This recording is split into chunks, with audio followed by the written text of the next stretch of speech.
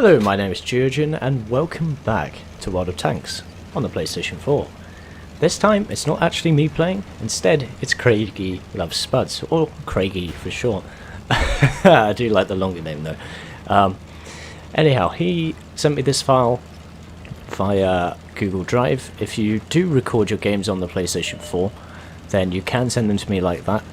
But if not, it's quite hard to do that in terms of PlayStation gameplay because it doesn't have a replay file. Anyway, he is driving in the Tier 4 Soviet light tank, the T-50. Now, the T-50 is quite infamous, really. Well, not this version. The T-50-2, which used to be in the game, was, well, downside overpowered, really. But the T-50, regardless, is not a bad vehicle. Craigie has been playing this vehicle not very long in this replay, I don't think. He hasn't got it fully upgraded, but I do believe he is using one of the upgraded 45mm, because the original 45mm gun is much shorter than the longer barrel you have there. Regardless, I believe he has around 70 penetration, and that's all he's going to have in this matchup. 150 rounds of standard armor piercing in a Tier 4 maximum game. That Locust there is very, very light armor indeed, and this rate of fire, 2.21 seconds for each shell, is very, very, very nice. It's going to have difficulty penetrating the front of the Panzer IIJ, however, and yep, Panzer IIJs are in this game, as you're probably well aware the Panzer IIJ is very, very, very well armoured, but has an incredibly poor gun. It's basically a shield for other tanks, at least from the front and sides if they're angled, or alternatively at distance. But he's taken this good Overwatch position, getting a good show into the back, 50mm of armour on the Panzer IIJ at the back, so he can penetrate the rear quite reliably with armour piercing rounds. Not sure what the APCR on the 45mm is like, but I assume it's over 100 penetration. But we don't have that option, as I said.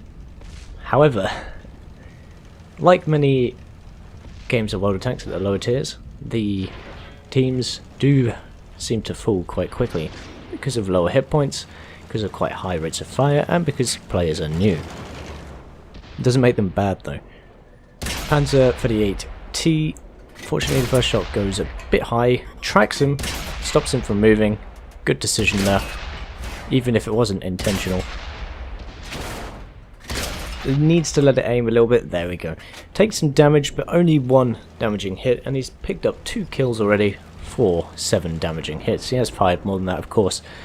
Like you saw, 2.21 seconds. Reload time is faster than that of the aim time of the gun. May well improve with 100% crew gun rem events and all those kinds of things, but currently, you're going to have to take that into consideration. Using the auto-aim whilst on the move, lucky to only have his tracks knocked out by the DW2, and if he's penetrating a DW2 from the front, I believe the DW2 has 60mm of armour everywhere, other than the rear. Never actually played that tank, and I don't really want to. I hear it's not very good. He's trying to keep on the move and not get damaged. A lot of gunfire going off. The sounds are very loud. I'll level them properly in the video, but he's using the good mobility and good track traverse of the T-50. Its acceleration is not bad, it's not amazing, it's not like an ALC. ALC isn't in this game yet. There's only 3 nations, the core Americans, Germans and Soviets. But he's picked up 3 kills and done a lot of damage for his team. Some very nice play. And doing some good spots as well. Taking out that M2 medium was down to him spying the target for his allies behind him. Craigyluvspudz is such a good name. Anyway, I just realised I didn't actually introduce this as a center stage video, but I guess it is. I may have to think of a new name for the PlayStation variant, or I could just say center stage on the PlayStation 4, goes for the ram, taking off a lot of his hit points, but managing to secure the kill on the Panzer IV-D. However, he's only on 69 hit points. Yep, get the laughs in there now. Which means he's pretty much a one-shot kill, except for that Panzer II-J, which has pretty much no hope of penetrating him from the front. T-50 has very nice sloped armor. It's, you know, using that early doctrine, well, sorry, mid doctrine of the Soviet tank developments and throughout history. Obviously, sloped armor was a Soviet design, or widely used in the Soviet forces, at least until the other nations caught up. Trying to get the side shot on the Panzer II-J. Takes him down. He's picked up 5 kills, and I know this is lower tier matchmaking, but it is still pretty nice. Don't actually have a T-50 of my own yet on PlayStation, and I don't know if I'm going to yet. I think I want to focus on the Americans, American mediums perhaps. The M4 Sherman especially is a very good tank. Enemy is capping the base, however. There are 1 capturers in the base at the moment, 30 seconds remain on the clock. But thankfully the T-50 is a light tank with a decent engine, travelling at 51 km an hour on this flat and rough terrain. So he's going to get there just in time. Although he still needs to motor on ahead because it's not quite in sight just yet. 9 seconds? Maybe he's not going to get there in time. This is pretty close.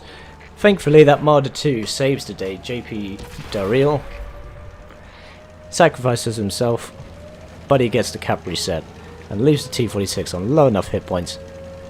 Hopefully we can take him down just like that. Critical hit. 1 more bad guy on the kill list. So we're capturing the base. We have 5 friendly vehicles, including Craigie, and 1 enemy heavy tank. Fortunately, I can't press tab and look at what it is, as this is a video. But I'm going to assume it is a DW2, or Druckswagen. Anyone, I'm looking at you if I'm real, and any other Germans can mock me for that pronunciation. The enemy heavy tank is located in the cap circle, so hopefully that light tank can hold on.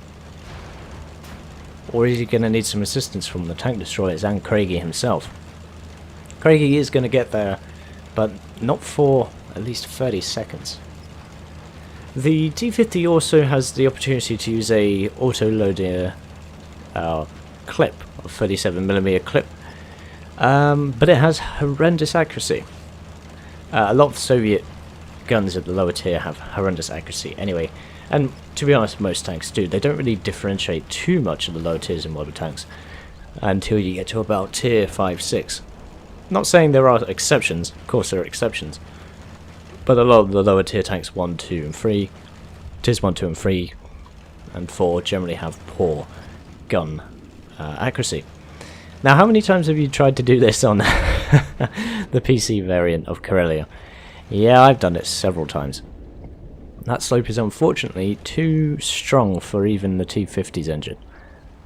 I'm not sure if there are many tanks in the game that can actually accelerate up that slope. Probably something that's going at about 70, maybe a Walker Bulldog. But then again, that slope may have just absorbed the speed on the Walker Bulldog anyway. Has to take the long way round, therefore.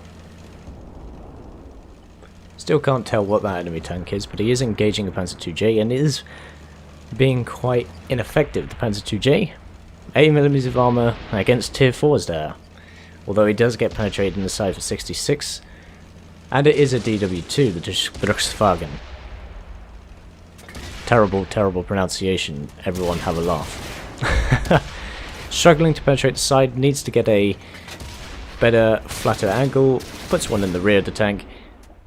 And what more? Yeah, that's the one. Very nice game. 7 enemy tanks destroyed and a lot of good work accomplished. With a premium account, he earned 34,000 credits, 4,764 experience. I hope you enjoyed this replay, mastery replay. And I'll see you chaps and chapettes in the next one.